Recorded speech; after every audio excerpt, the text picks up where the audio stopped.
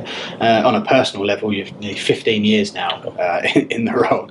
You're one of the longest serving, if not I did start when I was 25. Well, you're only 26 now. Yeah. So on a personal level, it's nearly 15 years, like I say, longest serving, I believe, of one of the major brands. Is that right? I think so, yeah, that's what I've been told by a reliable source of Mr. Reed.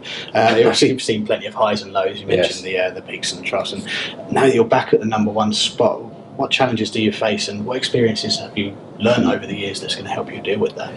I guess because I'm so old, I have the the opportunity to sort of look back, and I started at the tail end of Ely Callaway's realm, and so I was able to see that sort of what it's like to be on top of the mountain, and similarly what it's like down in the valley. And whilst it's much nicer to be on top of the mountain, as I said earlier, it does bring with it a bunch of different expectations.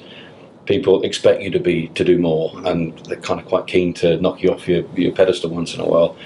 So for us, it's absolutely essential that we remain hungry and humble, which is a phrase that Chip and I coined a couple of years ago, and we kind of use that as our internal mantra, and to continue to behave like an insurgent. As soon as you start to get complacent, arrogant, greedy, you know that you're going to get into a lot of trouble. So it's the desire for continuous improvement. So I'm trying to instill that in the folk here every day, that we need to continue to get better, continue to find ways to raise the bar, because if we don't do that, we won't stay here for very long. And that's the big learning for me, having been there before and having experienced a sort of a bit of a dip. Keep innovating, keep making great product, and keep being hungry and humble. Obviously, that you've done the 15 years. So for the next 15 years in your position, where do you see the future of Callaway, perhaps even golf equipment and the golf industry as a whole? Yeah, obviously we'd all like more golfers. I think we're all doing our bits of all the different brands, to find ways to encourage people to play. And some of them are working, some of them probably aren't.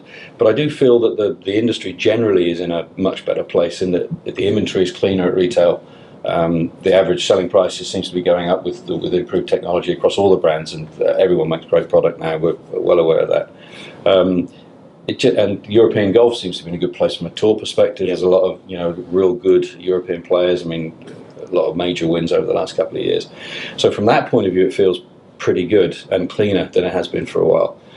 From a Callaway point of view, I think we just need to keep innovating. That's what we're good at, and we have improved our life cycles. So there's not something coming out every couple of months now. I mean, Apex is a classic example. We've got a great set of irons with the Apex, and that's going to go into its third year next year of life cycle. But people are still excited by innovation and brand new product launches. So incumbent upon us to continue to bring new stuff to market. So I've seen some of the pipeline, and there's a lot of good stuff coming. I love where we are as a brand, and I'm excited by the future.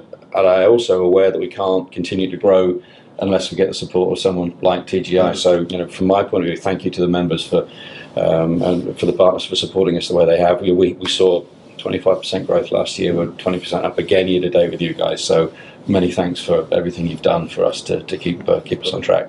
So partnerships work. Yeah, indeed.